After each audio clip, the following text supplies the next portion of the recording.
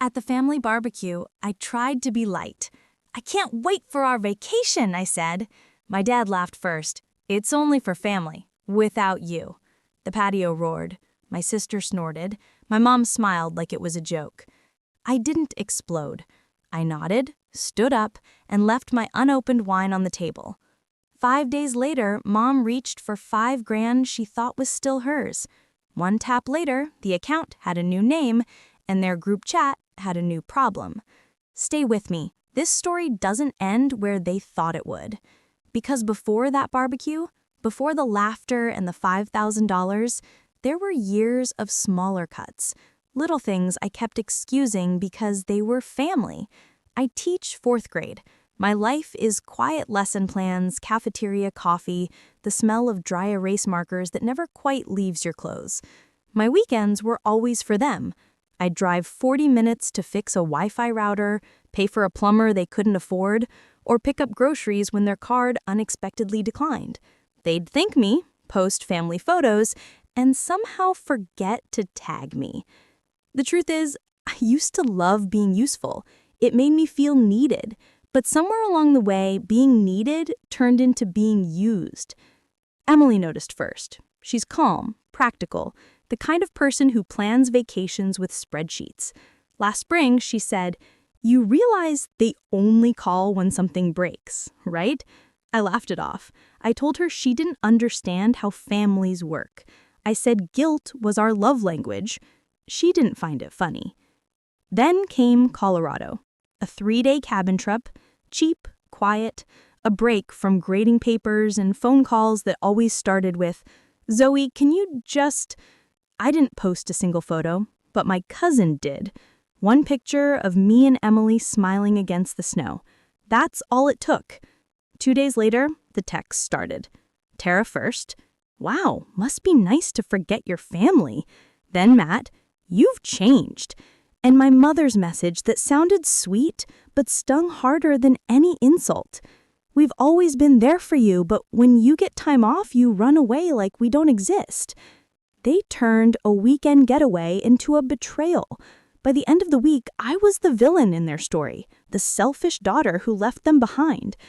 Emily told me not to go to that barbecue, said it felt like a setup. But when Mom called, her voice bright, promising it would be just family, I believed her. I always do. That Sunday, I brought a bottle of red wine, something decent, not fancy. I even practiced how to sound casual, how to say sorry without actually apologizing. I told myself maybe this was the moment things went back to normal. I didn't know then that normal had already shifted. I didn't know that the same people smiling at me across the picnic table were waiting to humiliate me in stereo. But I should have known, because every time they said just family, what they really meant was without you. The smell of grilled meat still makes my stomach twist. That day the air was thick with smoke and something else, expectation. My dad was at the grill, tongs in hand, acting like it was any other Sunday. Matt leaned against the cooler, already on his second beer. Tara scrolled through her phone like she was too bored to exist. Mom set the table, humming. When I walked in with the wine, no one looked surprised, but no one said hello either. "Hey," I said, forcing a smile. "Looks great out here." "Yeah," Dad replied without looking up. "We started early." Translation, "You're late." I sat down, trying to ignore how quiet it felt, like everyone was waiting for a cue. Mom slid a plate in front of me. "So," she said, "how's Emily?" I said she's good, hoping that would be enough. It wasn't. "That's nice," she smiled thinly. No follow-up question, just silence, the kind that spreads and swallows whole conversations. I glanced at Matt, tried to ask about his new job. He grunted. Tara snorted. The laughter that followed wasn't loud, but it was sharp. I laughed along, pretending not to notice the edge in their tone. And then I said it, the sentence that would detonate everything. "I can't wait for our vacation." It was supposed to be small talk, light, harmless. Dad froze for half a second, then laughed, that deep, fake laugh he uses when he's about to say something cruel. It's only for family, without you. The patio erupted. Matt slapped his knee, Tara wheezed, Mom raised her wine glass, smiling like it was a toast. For a moment, I just sat there. My ears rang. The world narrowed down to the sound of ice clinking in glasses. I thought maybe someone would say it was a joke. Maybe Dad would wink. Maybe Mom would scold him. But no one did. It was deliberate. They wanted to see if I'd break. I didn't. I looked around the table, my family, every one of them laughing like my exclusion was entertainment. I felt heat crawl up my neck, then something colder. Realization. This wasn't the first time they'd humiliated me, but it was the first time I saw it for what it was, a performance. They needed me to stay small, apologetic, useful. And the easiest way to keep me there was to remind me that no matter what I gave, I'd never really belong. So I gave them what they didn't expect. Silence. I nodded once, calm. Got it, I said, my voice steady. Then I stood up, left the bottle of wine untouched on the table, and walked away. The laughter faded behind me, replaced with the buzz of cicadas and the dull thud of my heartbeat. In the car, I sat for a long time before turning the key. My hands were trembling, not from anger, but from something sharper. Clarity. I had spent years paying their bills, covering their gaps, fixing their chaos, and in one sentence, they told me exactly where I stood. Outside. By the time I got home, my phone was already buzzing with messages. You know Dad was kidding, right? Don't be dramatic. You always ruin things. I didn't reply. Instead, I opened the banking app, the joint account I had stupidly left active after years of helping with their emergencies. The balance blinked back at me. I thought about closing it right then, but I didn't. Not yet. Some part of me wanted to see how far they'd go once they realized I wasn't reacting. It didn't take long. 5 days later, my phone lit up with a new notification. Withdrawal attempt, $5,000. That was the moment the humiliation turned into something else. Something quiet, sharp, and certain. If they wanted me out of the family, I'd give them what they asked for. Completely. The notification sat on my screen like a punchline. Withdrawal attempt, $5,000. Same joint account, same card I opened years ago when Mom said she just needed help with utilities. I should have closed it ages ago, but guilt has a way of keeping doors unlocked. I stared at the number until the screen dimmed. My coffee went cold. Somewhere between the barbecue and this moment, something in me had gone still. No yelling, no panic, just a clean, steady line inside my chest. I called the bank first, blocked the card. I need to secure an account, I said, my voice calm. Immediately, the rep asked if I wanted to file fraud. I almost laughed. No, I said, it's family.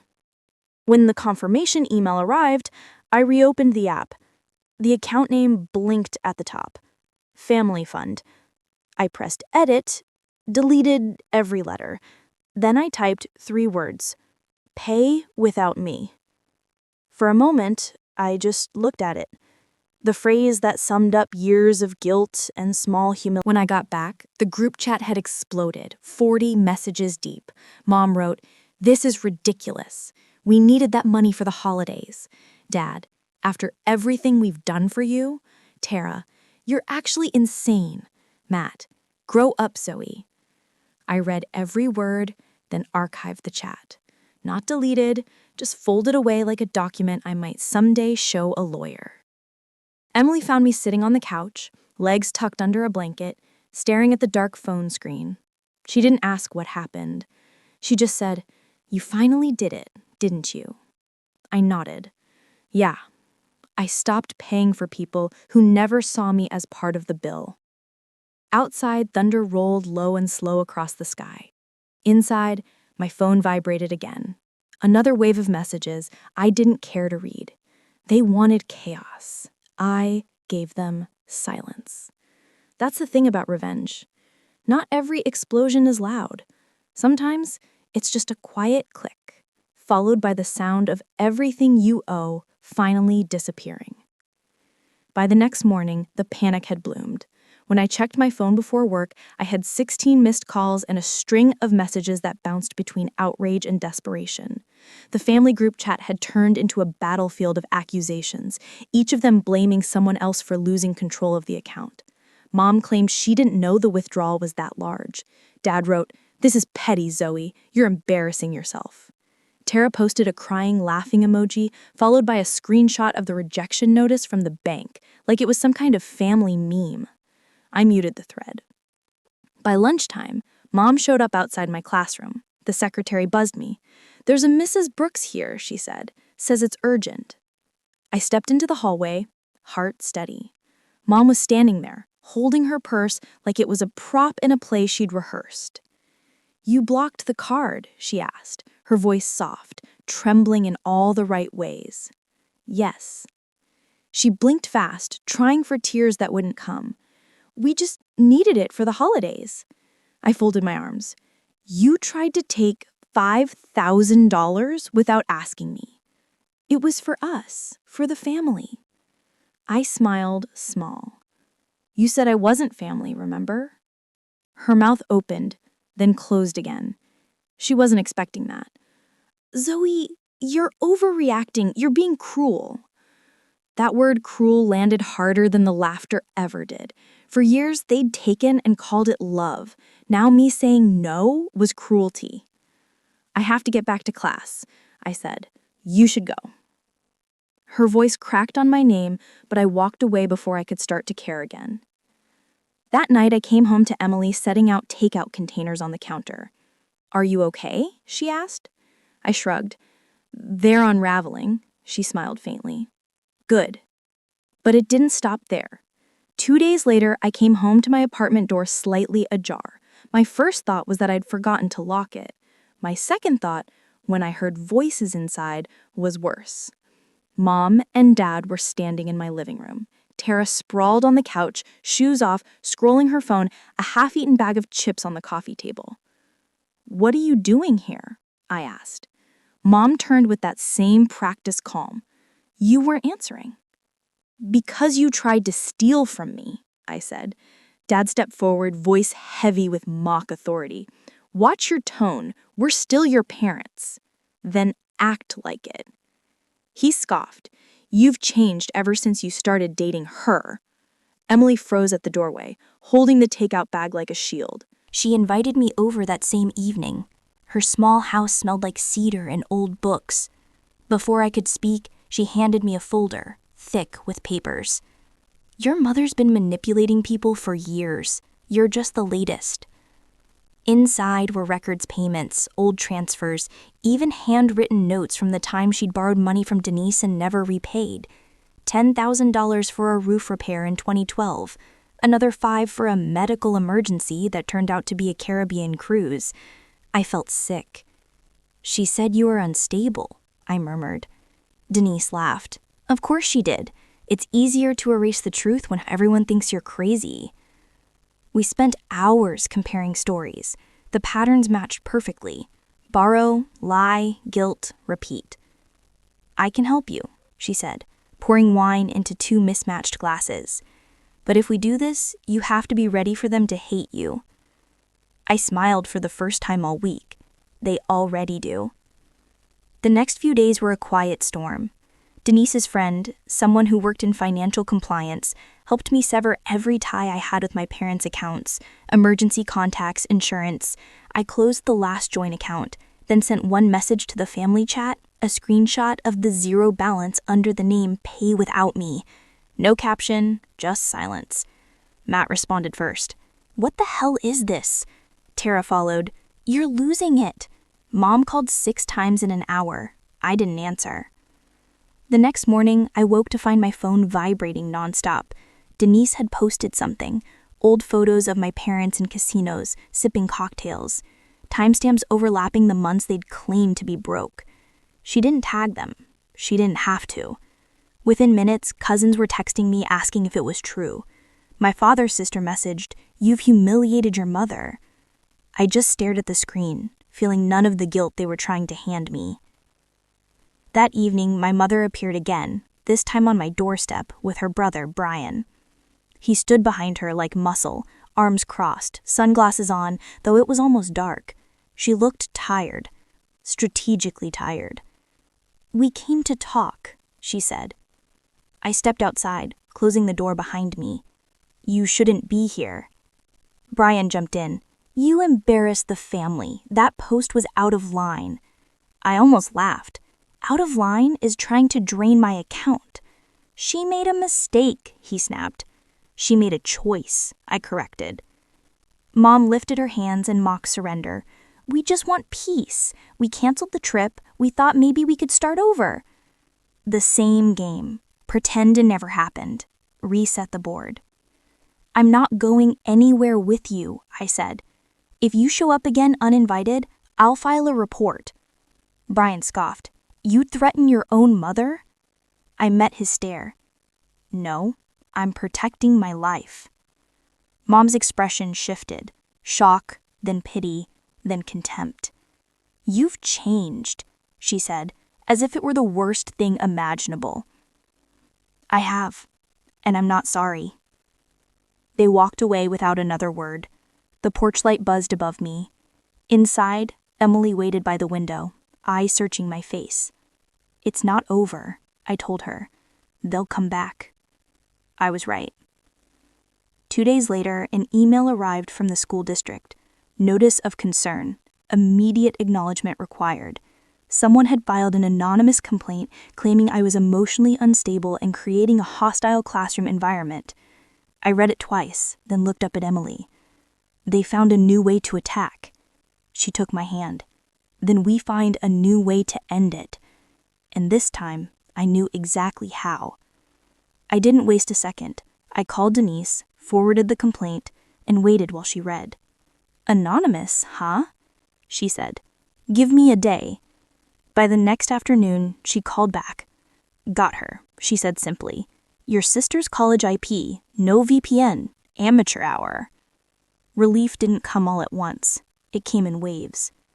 I brought everything, emails, messages, screenshots, to a lawyer Denise recommended. Her name was Clara, calm and sharp-eyed, the kind of woman who didn't blink at family drama dressed as fraud. It was like exhaling after years of holding my breath. Within a week, the school board cleared my name.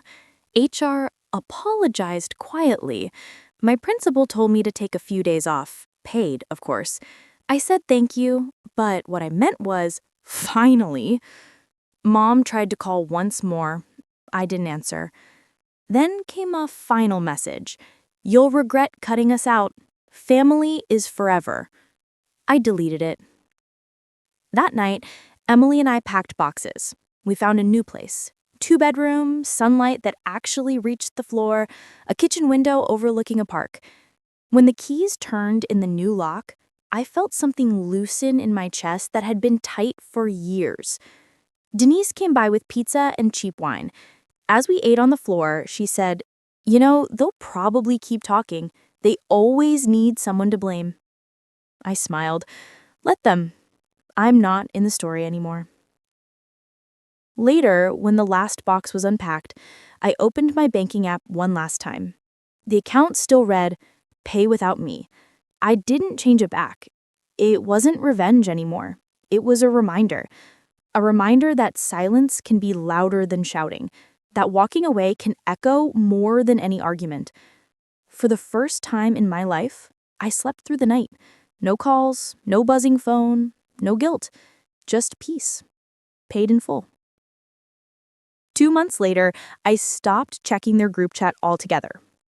Actually, I didn't just mute it. This time, I deleted it. No final message, no goodbye, just gone. The quiet was strange at first. No more fake emergencies, no more guilt disguised as love. The kind of silence that once felt heavy now felt like freedom. On a Friday night, Emily and I sat on the balcony of our new apartment, a pizza box between us, cheap wine in our hands. The city lights flickered below, warm and distant. "You ever think they'll apologize?" she asked. I shook my head. They'd have to believe they did something wrong. She smiled. "Then I guess you already won." I looked down at my phone. No missed calls, no unread messages, just the words I'd left behind in that frozen account. Pay without me. For once, I didn't feel angry. I felt free. They said I wasn't family. Maybe they were right, because family shouldn't make you beg to belong. So tell me, if the people who call you family keep taking until there's nothing left, would you finally make them pay without